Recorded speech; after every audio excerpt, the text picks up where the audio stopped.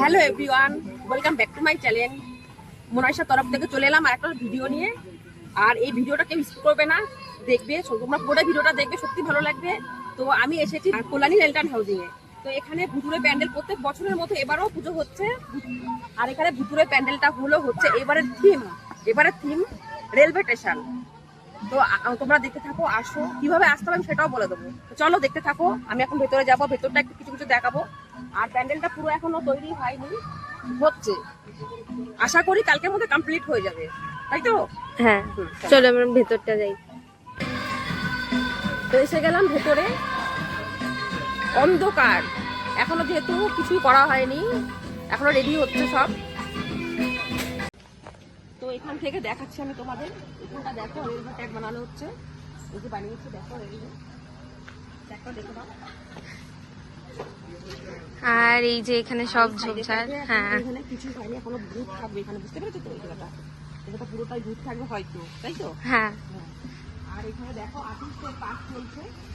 অন্ধকার, এই স্টেশন দেখো, এটা হলো স্টেশন।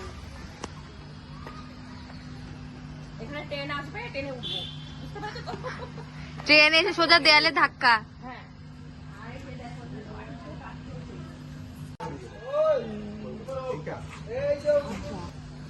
আর এখানে দেখো, এটা মনে হয় টিকিট কাউন্টার, তাই তো? হ্যাঁ, এটা হচ্ছে টিকিট কাউন্টার। তো অন্ধকার, আমি এখন কিছুই দেখাতে পারছি না যেহেতু ভেতরটা অন্ধকার, তার জন্য। এখানে মানে টিকিট কাটা হয়, টিকিট কাউন্টার। ও মা, পেছনে দেখো মা, ভূত। এই যে ভূত। তো তোমরা প্যান্ডেলটা দেখে বুঝতেই পারছো, প্যান্ডেলে এখনো কাজ চলছে। যেটুকুই হয়েছে সত্যি খুব ভয়ঙ্কর হয়েছে। ভেতরে লাইট নেই, তাও তোমাদের আমি দেখানোর চেষ্টা করি। আশা করি আগামী দিনের মধ্যে রেডি হয়ে যাবে। আর এখানে দেখো ভূতের মডেলগুলো কিভাবে রেডি করে বসিয়ে রেখেছে, দেখে তো আমার কি ভয় লেগেছে।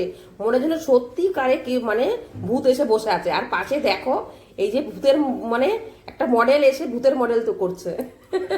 এখানে যে ভূতের প্যান্ডেল করা হয়েছে, লোকজন আসবে, ভূত দেখবে। মানে উদ্বোধন কবে থেকে হবে আর কি? আচ্ছা,